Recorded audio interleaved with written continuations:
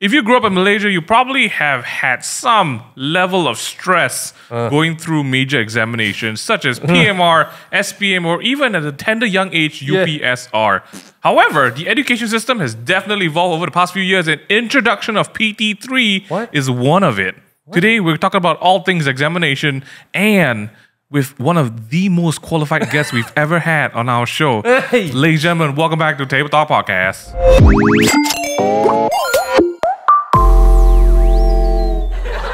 Oh, what a studio audience we have. Ladies and gentlemen. Amazing. Welcome back to a brand new week. You can't be welcome back. Welcome back. That just already talks about the education system. We always say that every time. Welcome back. It's like they left the week. Welcome back to the Table Talk Podcast. Yeah, okay, there we go. And welcome to a brand new week. Oh, that's beautiful. It's beautiful. Man. Intellectuals. Today we're talking about the deal of IQ in the education.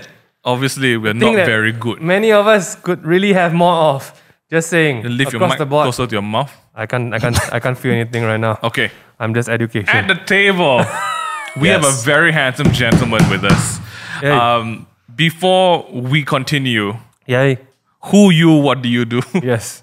My name is Sun Seng. Hey. And my claim to fame is that I am childhood friends with Ho Ming Han and Ho Ming Yu. Oh, dang it. I think I've known you guys since, well, We were all tiny. Pre-pubescent. 1995, Yes. I think, That's, is when we met. wow, that's It's a long real time ago. long. That's it. That's who I very, am. very kind. Sun Seng is the CEO of Teach for Malaysia, a non-profit organization, So? which has the sole mission to give Malaysian children the opportunity to attain excellent education. Not just Malaysian children. Children in Malaysia. I thought you were going to go and like give children a better chance for a future.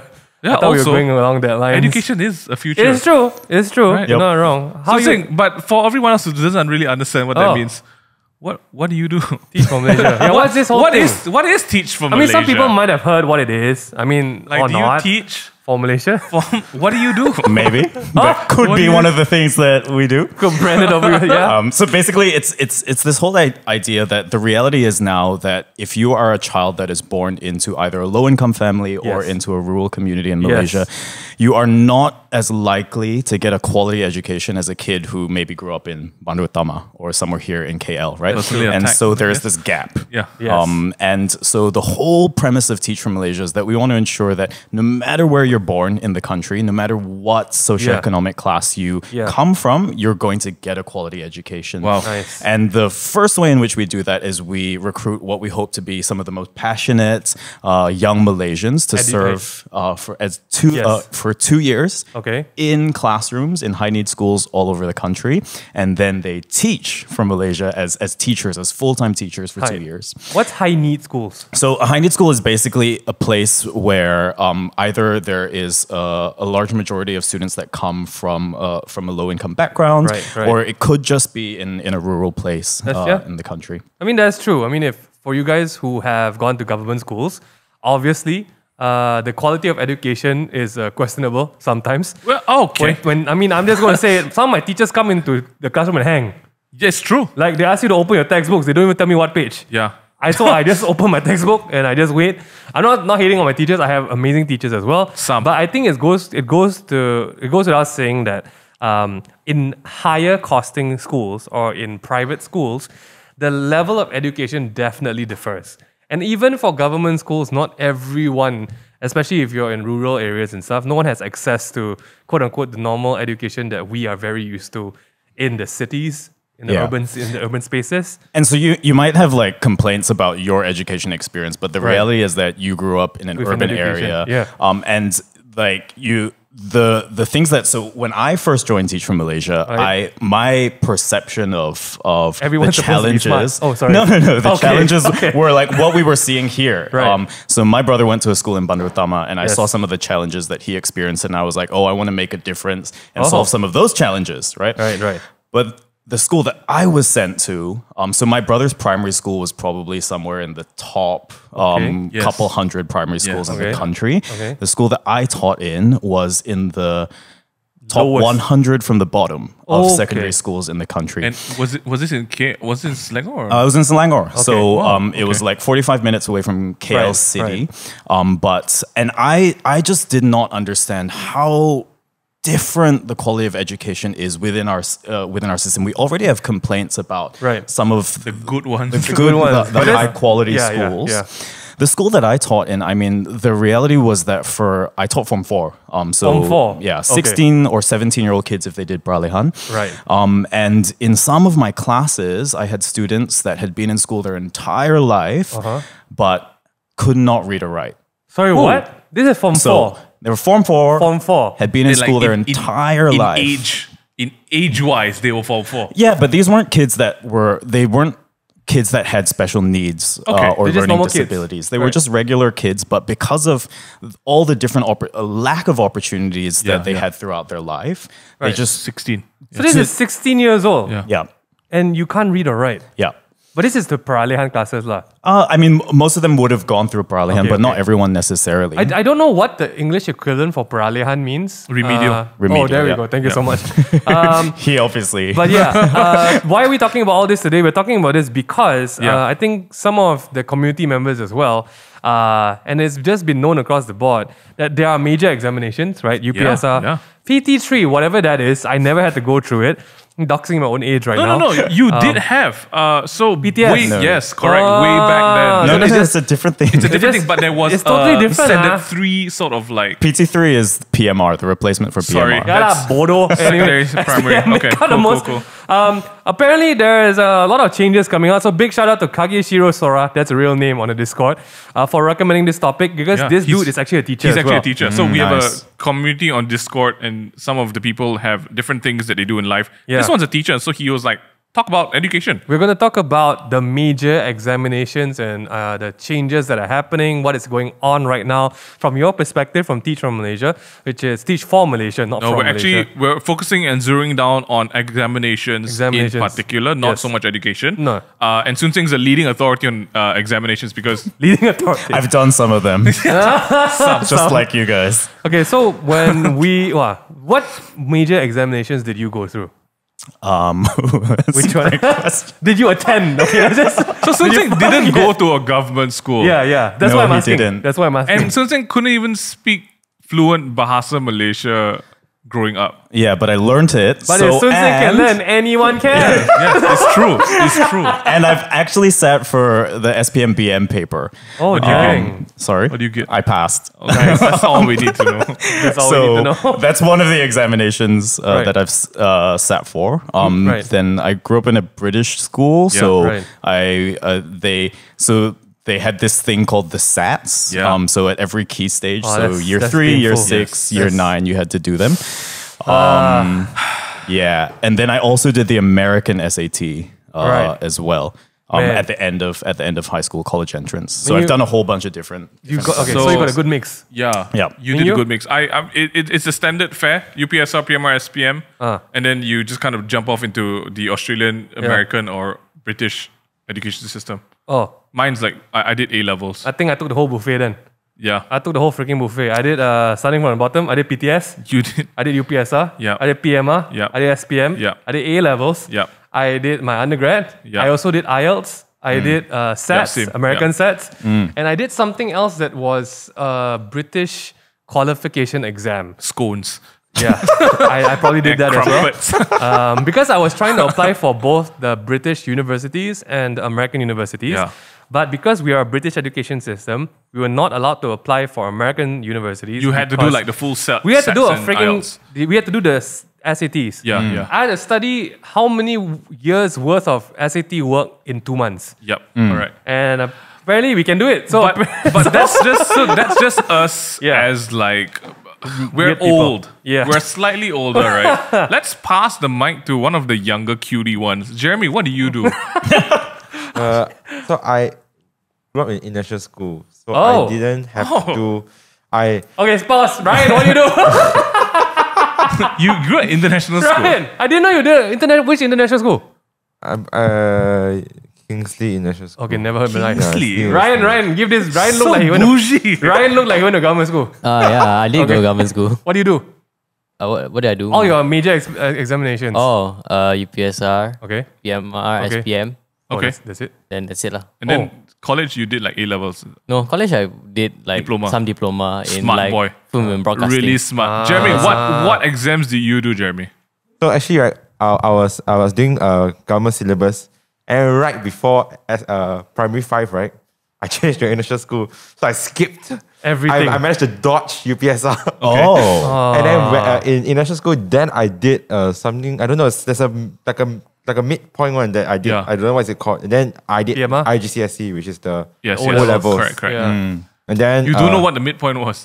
I forgot what it was. Okay, I know I it's did cool. really badly. I got average. Traumatic experiences. You just want to traumatic. forget, right? Actually, yeah, the only government school exam I didn't take, STPM. Because it's Form 6. Form But that's 6 the one. A level equivalent. Yes. Yeah, correct. Yeah. But all my friends who took the exam went crazy. It's seriously. one of the hardest exams. Apparently Really? so. But we'll touch Yeah. about that in a bit. The reasons why we're talking about exams in general is really to jump in and talk about whether they are important, whether we can do without them, and why Oh. they're even there for, right? What a huge debate. First of all, let's talk about are exams important? Hey! Let's open this up to the floor. Yeah, rectal examinations, prostate exams. Some exams are very important. Okay, so by definition, yes, I'm sure you have to talk about this. And you recently spoke about examinations at a conference, a summit, if you will. By definition, what is an exam? Definition, what is an exam? An exam is something that you perform to assess the quality of something else or the state of something. Correct. So in this context, it's to see whether students are academically smart. okay. Are academically working. Okay, let's ask the CEO of Teach of Efficient, Malaysia. yes. How does that work? like how do you guys see exams? Like does the value of a student, is it solely dependent on how they perform academically through exams? Yeah. Because that's been the system in Malaysia, right? Yeah, so I think the challenge, there are many ways in which you can assess performance and quality. Yes. And I think the challenge in Malaysia is that we have been very singularly focused on academic examinations and very high stakes academic examinations. Just repeat that for the people at the back. High stakes! High stakes, man. 6 years, one exam! Sorry. Exactly. High stakes, and it's not only that you're culminating in this one exam, but it's also a national exam, right? And so everybody's performance is benchmarked against it, right? And so it's very high stakes, and it is because we're so obsessed and focused on it. It takes away the focus from other aspects of education and also other ways in which we can assess or value a human being. Exactly. Okay. Exactly. So for the parents who are not yet parents listening to this, how For the parents who are not yet parents. Shh, quiet, Okay. quiet. Stop shouting. Wow! You're just talking over something. I feel like because I'm wearing a mask, I need to be louder. Okay, so the first question is, okay, if we're all saying that exams are not the only way to assess a child or student, what are the other ways? Yeah. So, I mean, first, let's say exams inherently are not an evil or a bad thing. Yeah, definitely. Right. I think it's because we have an imbalanced value of examinations in Malaysia. There's an obsession on academics. Exactly. So there are ways in which exams are helpful, and for example, if you wanted to, for example, the whole idea of a standard measure, right? Yes. And if it was important for education in the past when the purpose of education was really about how do you transfer knowledge. Correct. Right? But the world that we live in actually doesn't need you to memorize all of these facts, right? Because we have Google, we have information. We don't need to be a repository. We actually just need to develop skills to be able to access and utilize that information. Oh my God. Exams don't necessarily teach you how to do, right? Or they're not necessarily measuring There that. was something that really stood out when it came to learning about exams. Exams are really essentially a test of regurgitating information most of the time, right? It's how much. Yeah, That's it's true. It's I mean, to me, for the most part, even as a young kid, I realized that all our British-based education system is about what my dad would call mugging or just memorizing everything. And obviously, for the most part, my friends who could memorize the most were termed the smartest, right? Or if you had a plus to it, my friends who could do math the best were termed the smartest. Yeah, yeah. Right? Because a lot of the, like, if you think about it, physics, you have to memorize concepts and formulas. Chemistry, you have to memorize concepts and formulas. History, you literally just need to memorize. Yeah. Right? Yeah. So the only thing I had free reign about was English. Yeah. Because I spoke it and it wasn't really an academic skill, it was a communication skill. So I guess everything, like you said, and I was watching a really good talk as well. We're now in an era where memorizing isn't really that important anymore because at any moment, 2 taps and you got the world's database at your fingers. What now? You know, with the whole, is our education system still valid? Yeah, I mean, that's a great question. So actually, in Malaysia, we have this thing called the National Education Philosophy. Oh, do we know it? And I read it every night. The National Education Philosophy focuses on JERIS, five things. Okay. And so it focuses on physical well-being, emotional, spiritual, intellectual, and I can social. see your brain translating the Malay words there. It's amazing. I never knew it focused on these 5 things. So, but the challenge is that how it typically gets played out is just to focus on the intellectual aspect. Obviously, right? And as the world shifts, so there's this big thing in education, which is we need to focus on this thing called 21st century skills. So it's not so much about the knowledge and subjects that you take, but it's the skills that you get out of your education experience. So 21st century skills, there are 4 C's typically. In Malaysia, we have 5, which is communication. Okay. Look at all of these acronyms. Collaboration. Okay. Creativity. Okay. Critical thinking. Okay. And in Malaysia, the 5th one is Chicken rice. Coronavirus. Okay. Chicken rice. No, for sure. I just had the best chicken Wait, what was the rice last C? I in totally the world. missed it. I totally missed Character. it. Character. Are you a good person? And examinations do nothing for these. oh yeah, I mean, some. Okay. How do I know if I'm a good person from an academic exam? Well, I mean, you've had moral exams, right? which are totally squat. Yeah, exactly. I'm gonna, let me be the devil's advocate. My friends who cheat in moral get the highest results. It's true. So It's like they write the Nilai Murni on their hand. just saying. So to your question, Mingyu, what are alternate forms of examinations, right? Yeah. And so for those of us that have gone to university, there's a little bit of a picture of what an alternate form could look like, right? So you have a mix of your written examinations, you have your coursework, and the projects that you do alongside that, right? So what education needs to shift to now is really thinking about how do you actually measure your ability to perform a skill, performance-based examinations. Right. Okay. So more things like a focus on projects. Projects and the outcome of a project are a legitimate way of evaluating whether a student is capable of doing something, right? Did they learn that, right? So for example, when you language, right? Like you want people to be able to communicate, to actually speak. Absolutely. How do you measure communication? It's not necessarily Written. Written is an important part, but it's not just written, right? Can you actually speak? Can you actually convince people through your ideas and share your ideas and communicate and express yourself, right? And that needs to be a performance-based approach. So an example of that is get kids to record a podcast about something that matters to them, and that is a legitimate assessment. Yeah, but absolutely. Even for that, I feel there's so many things to be considered, and that's why you really got to dive into how the next stage of education is formed, because recording a podcast it makes complete sense to me, right? Because that would just get a kid in his own room, in his own space to communicate properly, as compared to public speaking in high school last time. Because last time, if you couldn't public speak, you weren't a good communicator. And then they were like, that's like the entire school. Basically but unwilling or unknowingly to everyone, like even stuff like public speaking doesn't just test communication, it tests I guess confidence or being able to face 1,000 faces looking at you. Good morning, ladies and gentlemen. And some kids really don't have that skill, but they can communicate one-to-one, no problem. So I think things like that definitely. It's not just okay, this one test communication, since it's good, let's go and do this. Which is what I feel a lot of my high school and primary school life was. It's like on the whim. It kind of sounds like it tests that.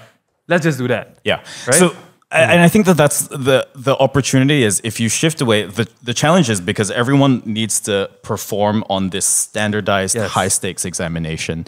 So when you have a standardized system, it takes the focus away from what does the individualized assessment look like? Because every child is different and they will succeed in different ways, but they may be able to perform the skill. But then how do you enable teachers to be able to use assessments that meet the needs of individual students?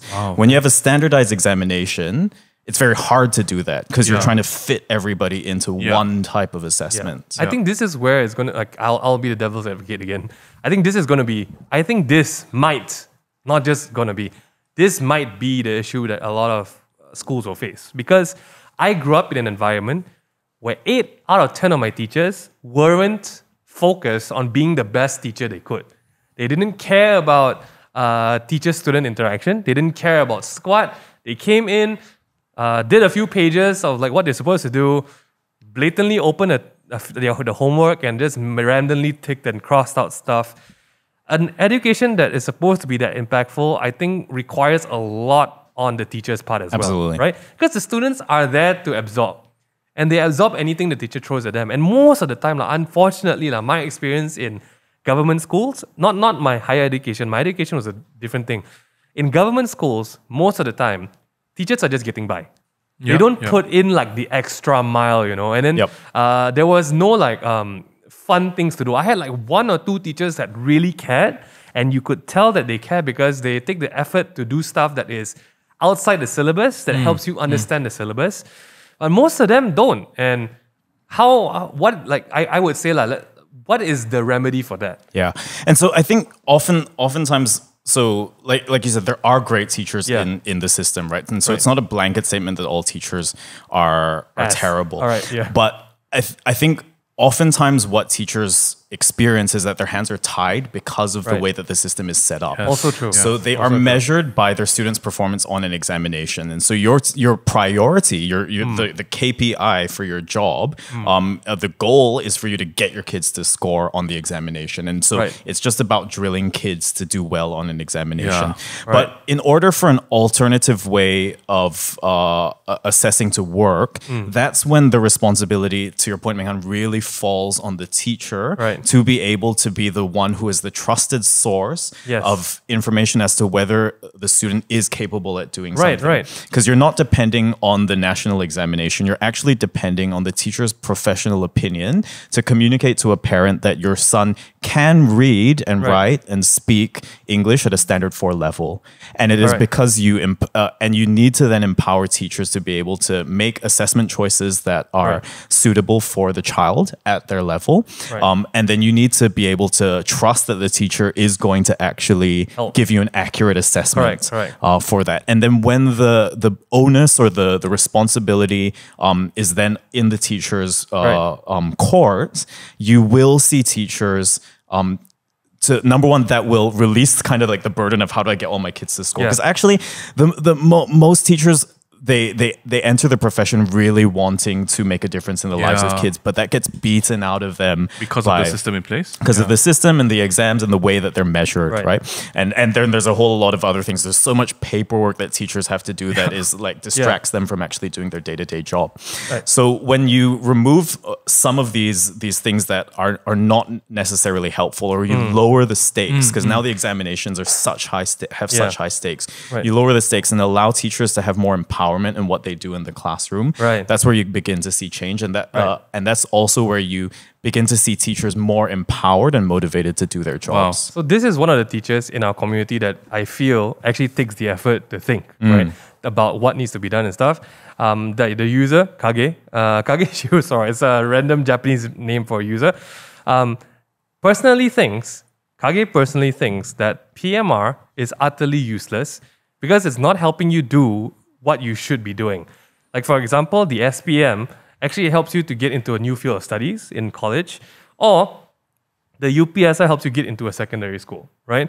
If you fail UPSR, you move into a replacement test class, or you'll be 1 year late in your studies while the others go to Form 1 to Form 6. So I guess the point is, not all exams, obviously, But there is exams that are questionable to the user, like the PMR or the PT3, or in my year, the PTS in standard freaking 3. Like, what about these? Like, are there? I would say, what is the next steps for exams like this? Are we retaining them?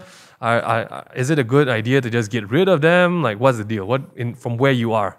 Yeah. So in Malaysia, we have this like we've said, we have this obsession with exams. We just test way too much. Yeah. So you have the major examinations, but you guys went to school. It's not like it's not just the major examinations. Every year you have a really high stakes examination at the end of the year, and then you have exactly 4 exams throughout the year. So school is just basically like a waiting game to sit for the next exam, right? And so we need to just remove all of these examinations out of the system. And for example, if we look towards like Finland, for example, they only have one national examination, which is at the end of secondary school. Wow. And so like the Ministry of Education is actually trying to shift away from this exam orientation, but it just takes a lot of change management to happen because society, it's so inbred in society, in the minds of parents, in employers' minds, in teachers' minds, that exams are the only way to measure. Right. So, but the ministry is shifting away from that. So what they did in 2019, I believe, is that they removed examinations from standard 1 to standard 3. So if you're PT3 gone. Not yet. Oh well. Wait, is it all examinations entirely? So if you're a kid in standard 1, 2, 3, you shouldn't have the end of year examination. You shouldn't have the 1, 2, 3, 4 examinations in between. And basically, it's the idea that a kid who's in primary school should just be focused on their learning and not trying to prove that they've learned anything. Oh, that's so sweet. And whether that has actually translated into practice fully, we don't know yet. But policy-wise, they've taken those examinations out. And then there is across the board, you can still continue to remove examinations. So for example, like what's recently just happened is that the ministry has abolished the UPSR. Thanks, Soon Sing. You played a major role in that one. We heard you were there. There's a backstory to that. This is something that the ministry has been trying to do for a very long time. Right. And and it's not like they've just abolished it out of and there's no other form of replacement. There's a plan, guys. Our ministry actually does have qualified people that are running it. And so the replacement for UPSR is basically what's called school-based assessments. So that means that throughout the curriculum, there are specific checkpoints about certain skills that students are supposed to know. If they can drink water without spilling. Yeah, sure. Yeah, why not? And throughout your schooling experience, teachers are supposed to assess you on an ongoing basis, which means that you don't have to wait for 6 years to get assessed, right? On an ongoing basis, you're assessed. And by the end of your schooling, your 6 years of school, you have a portfolio that contains all of the different assessments of your skills that you're supposed to be able to have as proof of your actual learning. So that's what is there that is that is supposed to replace the UPSR at this point in time. That's so good. Wow. In theory. In theory. That's still, it's a good theory, though. It's a good theory. I mean, okay, just always being the other extreme. Yeah, it does. It's so much more than just removing an exam. It's what you fill it back in with, right? Yep. And it's going to be like, wow, the teachers are like, okay, so no UPSR. So for 6 years, what do we do with the kids, right? Yeah. And then it's going to be like, if there's no exam, what is the goal that we are working together with the kids? Because, I mean, in terms of education, I do see a purpose. I do see the whole purpose when it comes to primary, secondary, all up until like, I guess, college and university. The discipline that exams train in kids is important in some way. But I also can argue that discipline can be taught a lot of other different ways, like discipline and structure and stuff like that. But yeah, it's not just as, I do feel removing a major exam is so much more work than just like, okay, I guess this exam, correct. There's nothing there anymore. So what I was going to say to that is two things, right? Like one of it is parents and like you already said, society, and we've been so accustomed to exam systems that parents almost demand Yes. that I want exams to know where my kid is, right? Because for the if you're saying that there's only checkpoints, right? How will I know that my kid by standard 4 still doesn't know how to write or read properly, right? Without an exam. So that's one of it. But secondly, I think this one is where you can speak more about what Teach for Malaysia is like sets out to do, because the current examination system works as almost a mass testing system. You don't have to think about it, right? You have a certain set of papers. It's gotten to a point where, you know, your MCQ, right, when you shade in the stuff, right, computers mark for it, right? And so it eases the process of like grading students. If you take that away and have a more hands-on, almost like one-on-one assessment approach with teachers and students, that increases the workload for teachers by 10 times or more. How many students do you have? I don't know. But what do you think about that? Because I think there's going to be the question of maybe parents thinking, the examination works because there's so many kids and the teacher cannot give all their attention to each kid all the time, right? And now if we're going into something that's more like individually assessed, one person at a time, will my kid be maybe subject to, I don't know, the teacher just being lazy and not assessing him properly? Yeah, absolutely. And so I think that there's some really good questions on my part. I have to yeah, say. absolutely. Oh, yeah. Thank you. That's why you went to school. Absolutely. Critical thinking. Critical thinking. Oh my gosh. The examinations do serve this function of providing you this kind of like standardized way of benchmarking and assessment. Absolutely, absolutely right. And so I think that what we need to shift towards, and so it's really interesting, right? Like what you said, Mihanza. I remember when they were first talking about the abolishment of examination of UPSR. This was probably 2008. And I remember reading on Twitter, there were people that were saying, well, across the board, teachers, students, and parents saying like, oh, well, what's the point of going to school if there's no UPSR? What is the point of going to school? And I think that that's the question, right? Like, what is the point of an education? Is it to get an examination get an examination grade? Yeah, because they've been so closely linked. School equals exam, right? Yeah. But I mean, like, I'll pose the question to you guys. What's the point of an education? Like, what do you think the point of an education is? Oh, no, that's a great question. You see, we're just quiet now. They never teach me to answer this question. You didn't have to memorize this. We didn't memorize this. We don't know how to answer. It wasn't in the exam. What makes me angry sometimes is how I feel I'm so unprepared for adulthood. When you come out and you've spent you spent 6 years in primary school, 5 years in secondary school, right? And then of course, you specialize in your degrees, but that's like 11 years of not preparing you to do your taxes or speak properly at an interview. I feel that's what an education should be, to prepare you for life, right? Yep. I do believe though, like the earlier education is to develop basic intelligence and skills. Okay. I do 100% believe that. Like 1 + 1 = 5 or not. Math, counting, communication. It's basically what primary school syllabuses teach. And syllabi? Syllabi teach. No, I'm just kidding. And it gives you like kind of the Malaysian general knowledge / common sense. Correct. Right? Because at the same time, I think there's a point of going to school is to learn how to socialize with your freaking friends, right? If you don't go to school, which is what everyone is like subject to now. We have kids, like my own kid, growing up by herself every single day. And then when she sees new kids, it's like, what do, you know? Yeah. So I do believe school has a purpose on its own. But yes, the exams, the purpose of an education, I 100% believe is the building blocks of thinking, it's the building blocks of understanding the world. And communicating back with the world. Other than that, but I do think as well, after a certain point, like there needs to be much more than education. It's not like memorize and regurgitate anymore, right? Yeah. And with the UPSR being abolished, to be very honest, right, I really feel kids, because I grew up with a sister who went to Chinese school, and that was during, and even my friends who went to Chinese school in our era, right? Suppressed. Oh my gosh, they don't look like kids. They look like workhorses. Okay. Seriously, like my friend would finish at 1 p.m. and then his classes would continue till 7 o'clock. Like that didn't feel like childhood, right? So I guess taking down the UPSR and just detaching that exams equals school equals exams, That's going to be a very big mindset to break. I want to hear from you. What's Yeah. what's an education? What do you What's, learn what's an for? education to you? Yeah, Soon what Singh? is an education? Well, I mean, I think that I'll just combine both of the things that you've said, right? Yeah, all wrong.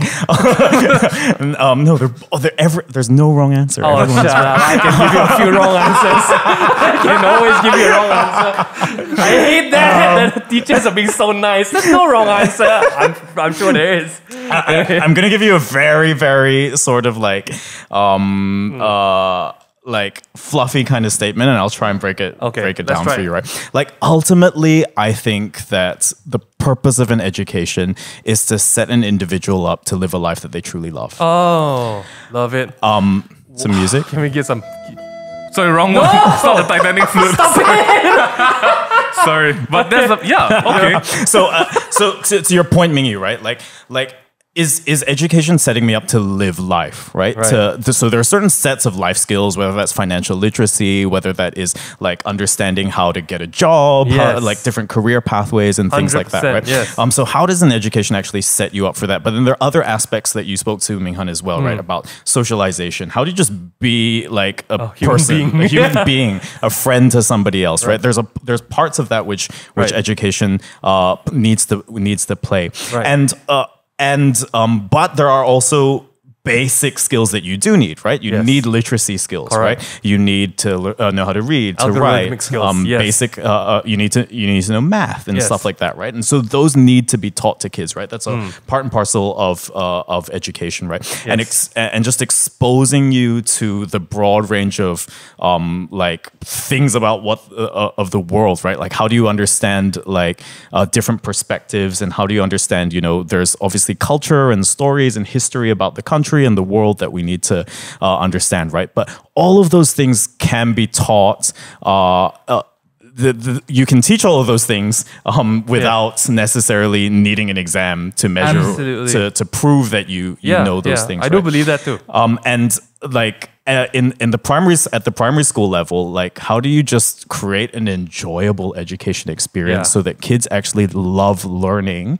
So that they will want to learn by themselves, not because they have to sit for an examination. What you said right there is Truly the so, CEO. CEO I think things. it's so valid because I think Mingyu shares this same experience as well. I'm not talking about like school. Our experience with learning piano killed our love for piano.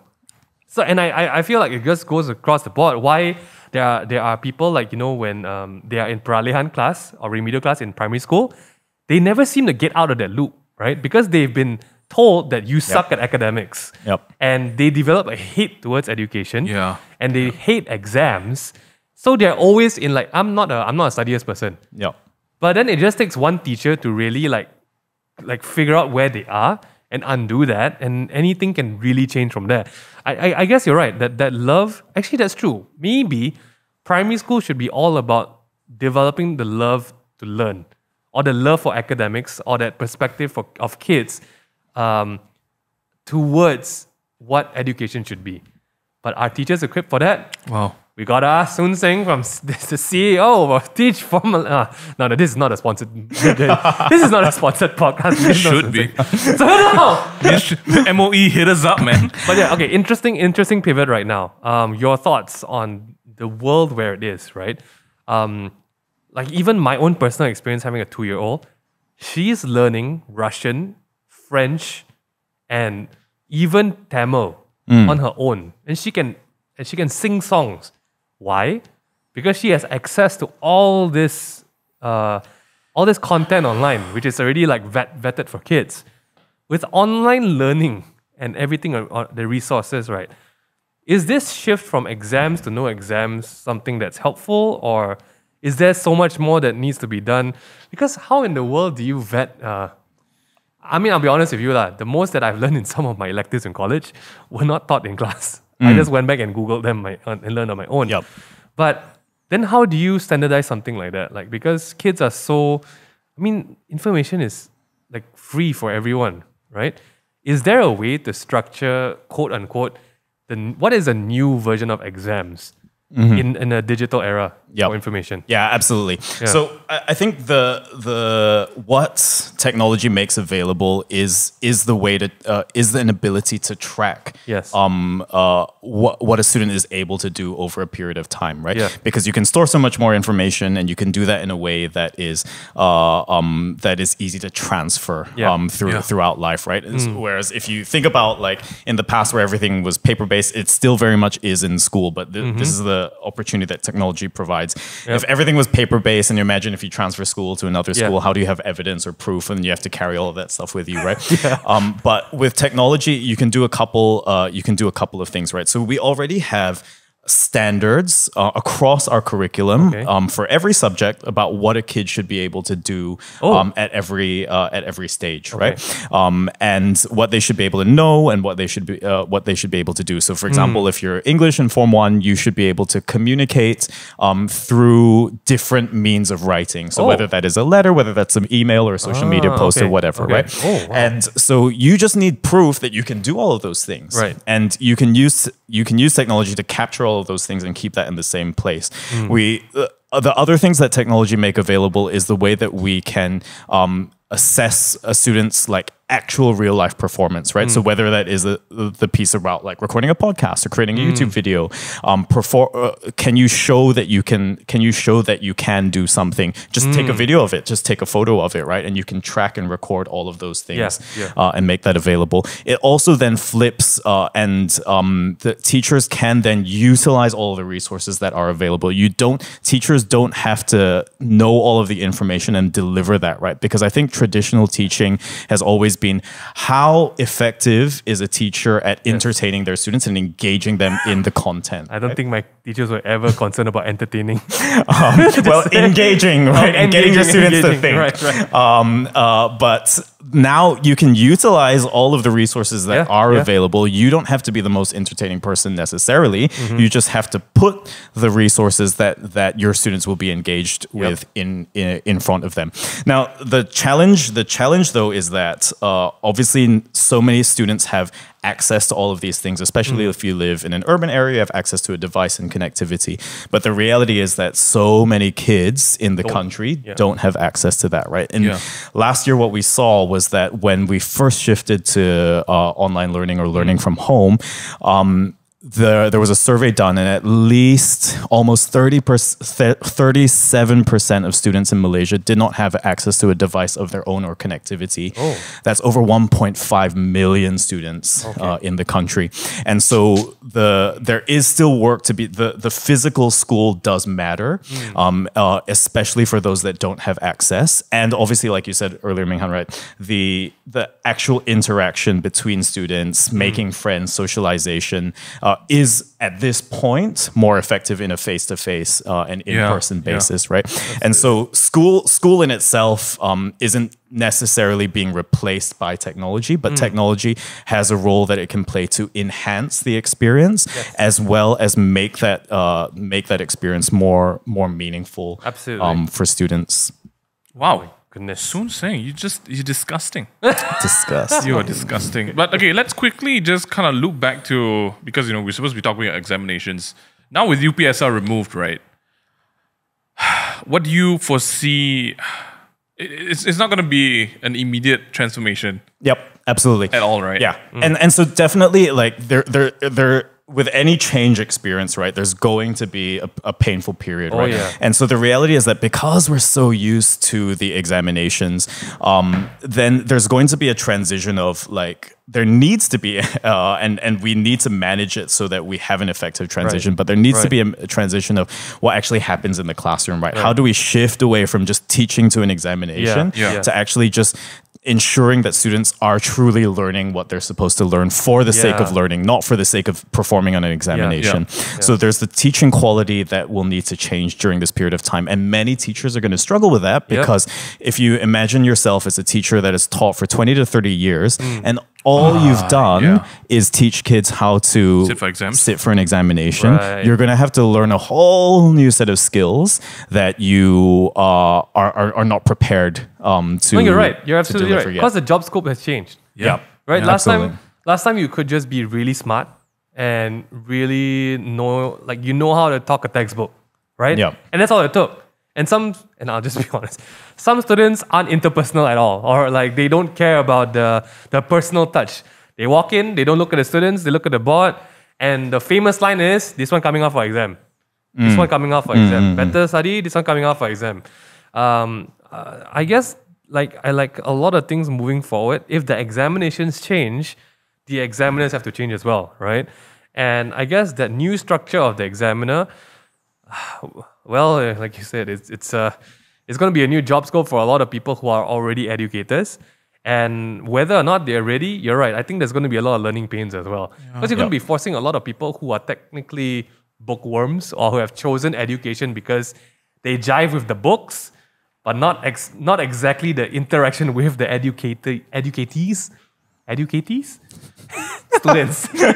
I mean, it's that interaction, right? Like most of them are very used to like just interacting with the content and not the students. And now it's a stage where you gotta assess your students. You gotta build an understanding with them. Yeah. Because last time it was like a one size fits all, right? And that's why some students don't work, because the teacher doesn't have time to like assess what's your problem. They're just going to be like, if you didn't get it, do it again. If you didn't do it again. If you didn't get it, do it again. But I also want to chime in, I guess, for this new examinationless era. I do feel that home and parents or family will play an important part as well, right? Because I think the mindset, like you said as well, how we equate schools and exams together, the mindset of the parents also have to change. It's not drop off your kid at the school and expect them to learn. Yeah. And then when they don't learn, scold the teacher. I don't think there's such a thing. Like last time we grew up, right? We don't perform, parents scold us one. Nowadays, I'm hearing they don't perform, they go scold the teacher one. I mean, not to say that one is more right than the other, but I think if we are going to embrace an examless or like an education system that doesn't prioritize exams, I think parents or caretakers have to have a shift in their role in the kids' education as well. Right? Yeah, absolutely. And so I think that across the last year, we've seen that shift happen, right? Parents have been forced to get involved in education. And that's an opportunity that we have, because what is going to help make it work isn't necessarily that parents need to become the educators themselves. But they just need to understand what's going on with their students' learning. And what needs to happen more is that teachers and parents need to develop more of a conversation and an engagement about the learning. Because what will happen is you need to then place trust in the teacher to assess your students, and you need to be able to trust the teacher to say, when your teacher says that your student is on track at standard 5, like, how do you know that? Because the teacher has done all of these assessments. And as a teacher, you can have a conversation with the parents, show them the student's actual work to show them that they are actually on track. So parents then need to be able to engage with teachers as well. And likewise, teachers need to be able to communicate effectively to parents how well or not their students are doing. And then that's also where you can get the extra parental support. If your child is behind in a certain area, how do you encourage them and engage them so that they can catch up in certain areas as well? Well, man, I think this new structure does have a lot of potential because it requires teamwork. It's not much of a blaming game anymore, because in the past it would be the teacher blaming your parents, you never teach your kid properly, why don't you check out their homework? And then now it's the teacher blaming the parents, I don't know how to teach my kid, what do I send them to school for? I think this whole new examless things will shift the focus of education to be a result-oriented, results always have to be results. I think an academically result-oriented thing for A grade or B grade or C grade, I think it would definitely be more of people-focused building of what an academic education is, especially from the parents' part. Because if education shifts from exam-based to non-exam-based, I think we also have to shift our mindset of education being drop my kid off, go to school, learn and come back and perform, to walking with my kid or walking with the kids as a teacher as well, and seeing how they grow as an academic, right? And man, I'm just like thinking about it now. Schools might literally change, because one teacher might not be able to handle 40 kids every class anymore, right? Class sizes might shrink. The requirements for teachers might change. All these growing pains you talked about, yeah, it's getting really real now. You know, you can't just remove an exam and hope for the best, right? So, what are the first steps? Like you said, 2018, UPSR has been removed. Like, what are some of the initiatives that are starting to roll out, or what are the first few changes that even parents at home can make an effort to build towards this system? Yeah, so 2018 was when there was a public announcement. Then just recently was when the actual abolishment happened, right? So end of this year, there's going to be no UPSR. Right. So I think that first, the major things that are going to need to happen is that teachers have been doing this school-based assessment thing for the past almost 10 years for now. And so what's going to happen is that teachers will now have to shift towards doing these school-based assessments. So they need to be supported to develop their ability to do that in an effective way. Right. And then parents, number one, need to understand the ways in which students are being assessed currently, so that when they do go speak to a teacher, they'll understand what the teacher is trying to communicate to them. So parents and can also then hold teachers accountable to the types of things that they should be assessing their students on. Right. So all of the standards exist. The standards, if you if you Google a little bit, you can find and download all the standards. It's basically in the curriculum itself, and you can show it to a teacher and say, "Hey, where's the evidence that my kid was able to perform this thing, and this thing?" And then teachers now need to focus on meaningful learning towards those different standards in the classroom. Oh man! So I think those are initial things, but there's a lot more training and support that needs to happen in order for teachers to be able to really shift towards that in an effective way. Dude, there's so much I feel like there's so much more that we can talk about for this one. We can't continue anymore because it might just go off into like a second episode entirely. But thank you so much, Soon Sing, for sharing all of that, which is happening. And I think we're on like the precipice of change. The pinnacle. Yeah, it's happening already. Borderline. But I think more than that as well. Like, just want to thank you for what you guys are doing as well, and for everyone who wants to find out how they can be playing a more active role in supporting Teach for Malaysia as well. What can people do? Yeah, well, log on to our website, teachformalaysia.org, TEACHFOR, Malaysia.org.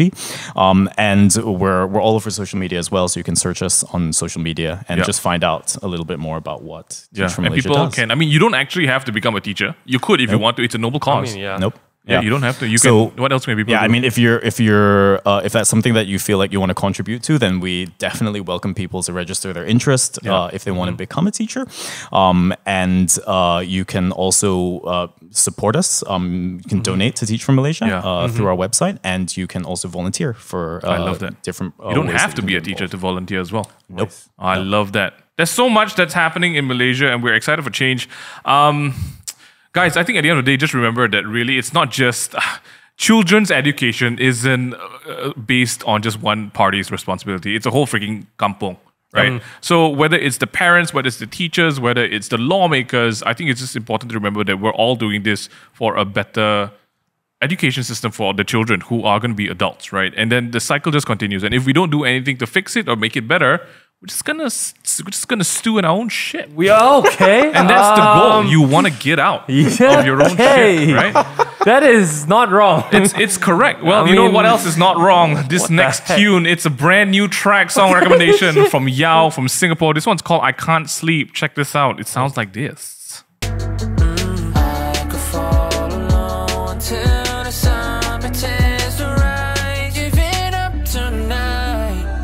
Oh. It's so good. Oh my goodness. You can check it out. It's on Spotify and Apple Music and YouTube. I have a soft spot for our Singaporean friends. I don't know why. It's not that I don't like Malaysian music. I do. But I feel like in my soul, I might be slightly Singaporean. Okay. I don't know. I see. Controversial statements. Hey, Ministry of Education, hit us up for a sponsored episode. What We'd love to the have heck? Sun Sing back again. But for everyone else, thanks for listening into this episode of the podcast. A big shout out to Kageyoshi Sora once again for suggesting this podcast topic. We definitely will come back. We'll get Sun Sing back again. If you guys have questions that you want Sun Sing to answer or talk more about, let us know. Shoot us a message and we can have that. If you guys want to suggest more topics to us as well, or be a part of our community on Discord, you can join us over at discord.gg/the takeaway table. That's discord.gg/the takeaway table. If you can't literally comprehend why I said, description will have it as well. Hey. Any last words, gentlemen? Mian? Thank you for having me. Oh, It's fun. Thanks, Sun Sing. nice. Thank you. It's Thank been you, great. sir. Jeremy, anything you want to say? What an amazing episode. Oh, truly, what Chuanten. What an educated, Response. Content. learned person. Oh, so good. Everyone, please take care. Stay safe. Stay clean. Wash your phones, your hands, your doorknobs, your switches. Don't lick random things in public. Stop touching people. Keep your distance. Follow the SOPs. Be safe, everyone. Take care. Till the next time. Peace.